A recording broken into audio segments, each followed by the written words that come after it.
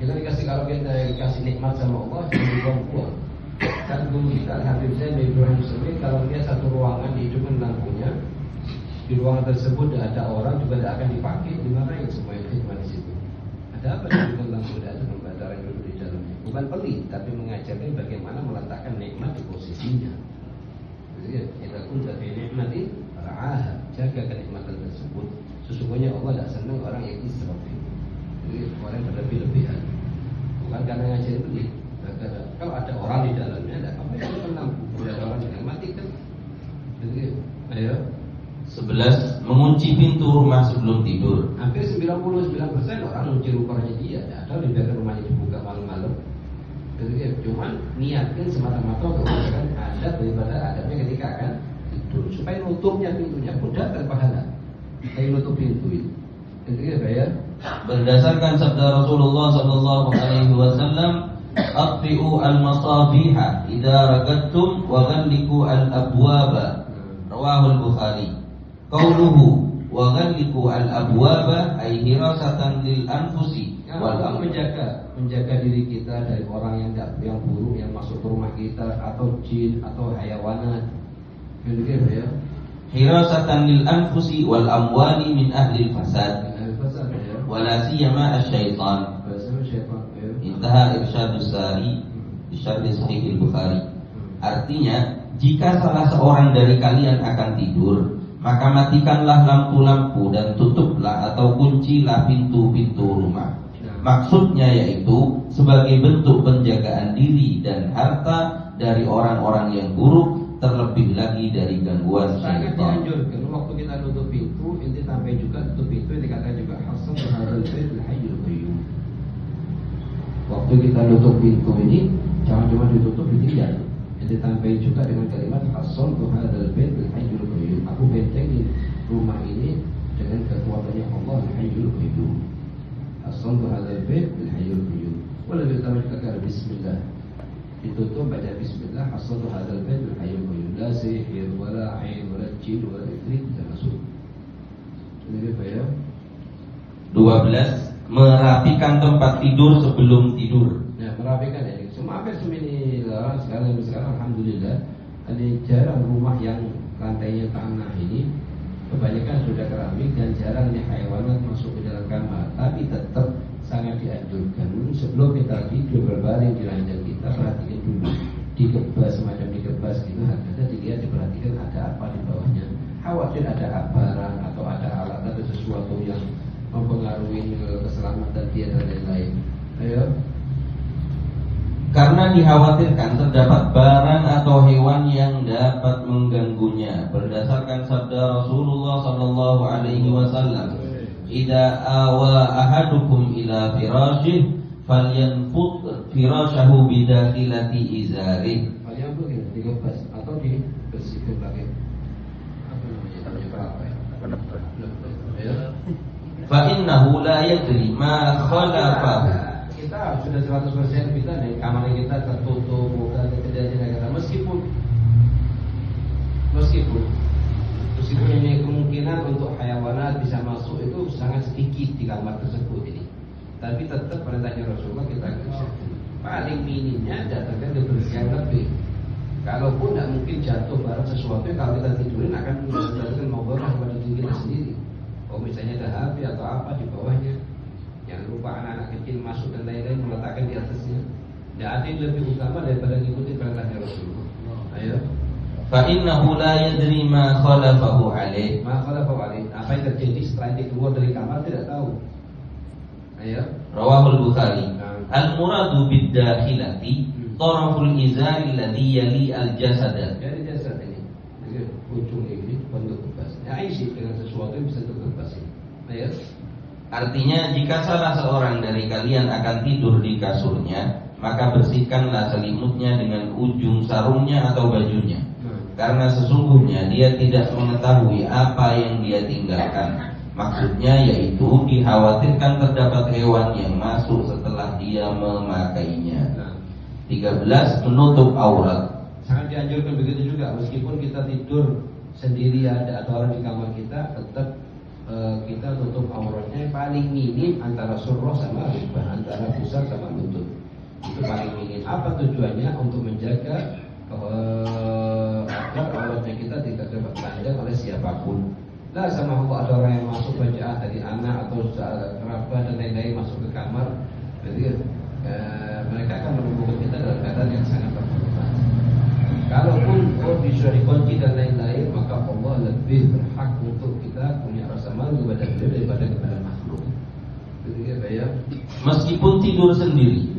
Karena manusia sepatutnya harus lebih malu terhadap Allah Subhanahu wa taala daripada malu terhadap sesama manusia. Dan apalagi kalau kita punya anak di pondok, ditaruh di pondok misalnya, sangat perhatikan juga gimana waktu tidurnya, karena mereka rata-rata di pondok satu kamar isinya sekian orang. Jadi isinya sekian orang, bukan satu. Nah, kamar satu jarang pondok ada begitu. Cuman kita perhatikan ke anak kita secara pribadi agar tidurnya menutup bagian aurat. Paling minim harus diwajibkan pakai celana panjang agar kalau berbalik dan lain-lain tidak terbuka, tidak kelihatan, tidak tampak auratnya ke temannya. Yang tujuannya adalah untuk menutup ratusan puluhan musibah yang terjadi kadang antara seseorang yang tidur di samping orang yang tidur yang lain. Karena syaitan bisa masukkan ke hatinya anak untuk memandang aurat temannya. Waliyadzubillah. Dan ini harus kita perhatian, jangan dianggap remeh.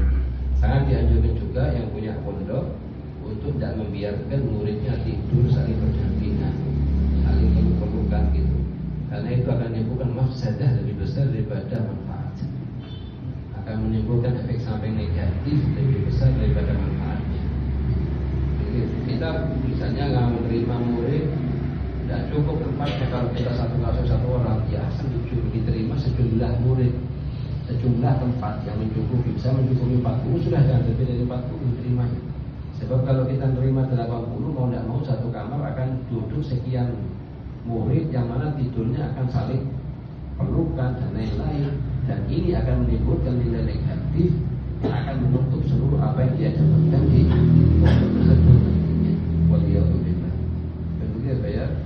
Dan juga agar auratnya tidak terlihat oleh para malaikat dan kaum jin.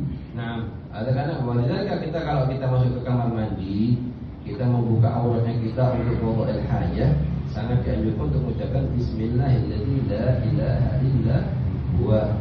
Apa tujuannya? Supaya jin sama syaitan tidak bisa mandang auratnya kita dan mengetahui diri kita, sehingga timbul was-wasan di hati kita nanti karena pengaruh ketawanya syaitan. Ya. Berdasarkan sabda Rasulullah sallallahu alaihi wasallam kepada sahabat Muawiyah bin Haidah radhiyallahu anhu tatkala dia menanyakan masalah aurat, yaitu, ya Rasulullah, auratuna ma na'ti minha wa ma nadar. Ya Rasulullah, kita di masalah aurat ini mana yang boleh kita buka, mana yang harus kita tutup. Ya. Qala ihfaz auratak illa min zaujatika aw ma malakat jagalah yaminuka. auratmu dari seluruh pandangan seluruh manusia meskipun kerabatmu, kecuali dari istrinya kamu atau dari suaminya kamu, karena di antara mereka kedua boleh saling memandang. Begitu ya. Fakultu ara'aita idza kana al-qaumu ba'duhum min ba'd. Qala Ya Rasulullah, kalau seandainya sama-sama laki, bukan sama-sama perempuan, ya. qala in istata'ta an la yaraha ahadun fala yaraha. Katanya Rasulullah, jika kamu seandainya mampu tidak biarkan satu orang bisa mandang auratmu, maka tutuplah, jangan sampai kebiasaan untuk mandang auratmu. Begitu juga yang sangat perlu diperhatikan, waktu kadang anak muda main bola pakai celana pendek sehingga di atasnya lutut, pahanya kelihatan. Dan ini wajib ditutup. Paha itu adalah aurat menurut pendapat aktsarul ahli ilmu, sebagian besar dari para ulama. Ada yang mengatakan, para sebagian ulama mengatakan paha bukan termasuk aurat, tapi pendapat yang kuat termasuk aurat. Yang paling penting adalah bagaimana kita ngajarin anak kita ini supaya biasakan menutup aurat. Ini perkara penting. Jadi kebiasaan waktu dia besar nanti paham paling minim harus sampai lutut, di bawahnya lutut harus ditutup. Terus kita jangan terus paksa anak kita untuk belajar buka aurat. Apa dibikin celana yang pendek di atasnya setengah paha. Ya gimana mau belajar menutup aurat kalau kita kasih celana yang tidak pantas di dirinya dia. Jadi apalagi anak sudah umur 11-an tahun. Jadi nanti kepandang orang yang hatinya marad, berarti fi qulubihim marad. Jadi mandang dengan pandangan yang lain nanti, yang menyebabkan efek samping kepada anak kita setelah ya.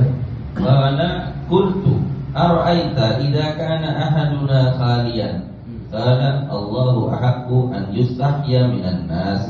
Allah ahaq an yustahya minan nas. Ya Rasulullah, kalau kita cuma sendiri, tidak ada orang di kamar kita, maka Allah lebih berhak untuk kita malu kepada dia daripada manusia. Sebab tidak nutup Allah dalam bentuk semacam ini itu sudah perhatikan dulu apa yang saya kerjakan, kecuali muttaqin, orang yang beri perhatian betul kepada perintahnya syariat. Jadi kalau ada perhatian tidak ngurus ya. Tidur kebuka auratnya, karena kebuka udah pikir apa adabnya tidur. Ini orang tidak punya perhatian di syariatnya dia, di agamanya dia. Begitu ya. Rawahu Abu Dawud. Artinya, wahai Rasulullah, kapankah kami harus menutup aurat kami dan kapankah kami boleh membukanya? Maka Rasulullah berkata, jagalah auratmu kecuali terhadap istrimu dan budakmu.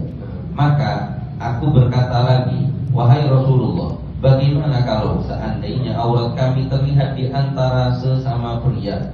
Maka Rasulullah berkata, jika kamu mampu, maka usahakanlah agar auratmu tidak terlihat oleh siapapun. Oleh karena itu Rasulullah masih tidak kasih izin. Ini sahabat masih usaha. Gimana kalau Rasulullah usaha sama laki? Tetap anjurannya Rasulullah, jika kamu mampu untuk auratnya kamu gak kepandang orang lain, hal kerjakan. Ya.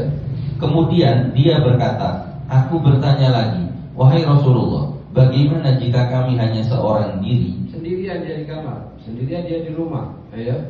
Maka Rasulullah berkata, kamu sepatutnya harus lebih malu kepada Allah daripada malu kepada manusia. Karena yang nyiptakan. Jadi kita kadang lebih malu kepada manusia daripada ke Allah. Faktanya. Kenapa? Ada waktu di kamar kita buka film-film yang tidak ada. Yang betul tidak ada orang sama sekali. Ada Rabbul Alamin. Jadi karena ada satu orang izin kepada seorang arif billah, ya Syekh, anak izinkan aku untuk menjaga maksiat ini, maksiat itu. Katanya Syekh tadi, tidak masalah kerjakan, tapi dia cari di tempat yang dimana Allah tidak bisa mandangin. Jadi kedua dari langit sama buminya Allah, baru kerjakan maksiat di sana. Jadi ya, kalau orang punya maqamul muraqabah, maka setiap harokat dan sakanatnya dia akan dia pikir sebelum dia kerjakan. Yang pertama kali bagi dia yang paling penting adalah jangan sampai anak dalam pandangan yang tidak diridhoi oleh Allah Subhanahu wa taala. Begitu ya. Dalam kitab Al-Ghurarul Bahiyah dijelaskan, wa wajibun satrul aurati kharijas salati wa in khala 'anin nas. Wa in khala 'anin nas, meskipun kosong dari manusia, wajib untuk menutup aurat di luar salat. Ya. Li'anna Allah ahaqqu ayyustahya minhu. Karena Allah lebih berhak untuk kita malu kepada dia, subhanahu. Ya. Wal yastatira 'anil jinni wal malak. Nah, jadi begitu juga kita nutup aurat kita dari malaikat dan kaum jin. Ya. Intaha al-Ghurar al-Bahiyah fi syarhil Bahjah al-Wardiyah. Artinya, dan wajib untuk menutup aurat meskipun di luar waktu sholat, meskipun juga tidak terdapat orang yang memandangnya. Karena sesungguhnya Allah merupakan zat yang lebih berhak bagi kamu untuk malu terhadapnya, dan juga untuk menutupi aurat dari penglihatan jin dan malaikat. 14.